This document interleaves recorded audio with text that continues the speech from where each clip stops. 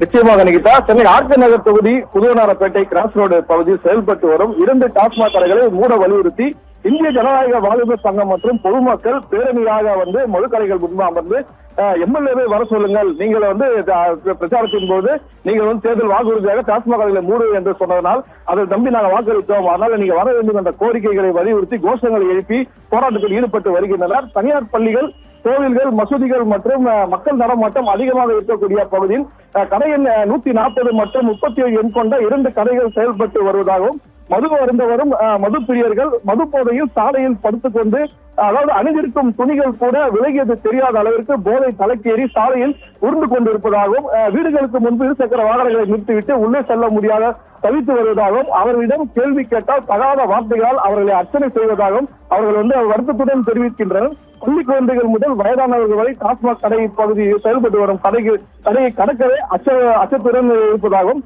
2 தினங்களுக்கு முன்பு மது போதையில் இருந்த இருவர் மூதாட்டியின் மேலாடியில் வைத்திருந்த உள்ளே வைத்திருந்த பணத்தை எடுத்து சென்றுவதாகவும் அந்த மூதாட்டியை அதை தாக்கியும் உள்ளனர். அவர்கள் மீது புதுவனாரப்பேட்டை போலீசில் புகார் அளித்தால் அவர்கள் மீது நடவடிக்கையும் எடுக்காமல் அவர்களை போலீசார் விட்டுவிட்டதாகவும் ஃபுல் மூன் காலை 9 மணியிலிருந்து இரவு 12 மணி வரை ஜூன் 29 ஒரு நாள் மட்டும். இது போன்ற சம்பவங்கள் கிட்டத்தட்ட பல ஆண்டுகளாகவே, அதாவது 10-15 ஆண்டுகளாகவே இது சம்பவங்களை நாங்கள் பொறுத்து கொண்டு இருக்கிறோம். ஆனால் தற்போது புதிதாக அரசு பதவியேற்று இருக்கக்கூடிய இந்த சூழல்ல இது போல பிரச்சனை உள்ள டாஸ்மாக் கடைகளை அடைத்து விடுவோம் என தேர்தல் வாக்குறுதியாகவே அறிவிக்கப்பட்டிருந்தது. அதே போல ஆர்கே நகர் சட்டமன்ற உறுப்பினரும் கூட தேர்தல் பிரச்சாரத்தின் போது டாஸ்மாக் கடைகளை மூட நாங்கள் நடவடிக்கை எடுப்போம் எனவும் தேர்தல் வாக்குறுதியை அளித்திருந்தனர்.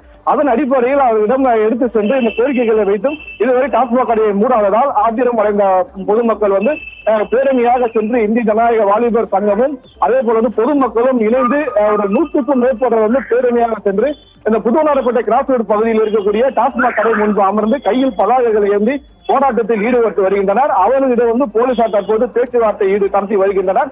அதாவது உடனடியாக எங்களுக்கு டாஸ்மாக் கடையை மூடுவோம் என உத்தரவாதம் அளித்தால் மட்டுமே நாங்கள் கலந்து செல்வோம் என அவர்கள் அங்க போராட்டத்தில் அமர்ந்து கொண்டு அவர்களிடம் பேச்சுவார்த்தை கூறி வருகின்றனர்.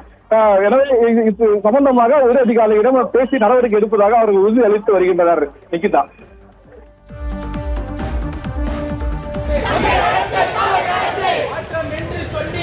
மாற்றம் என்று சொன்னீரே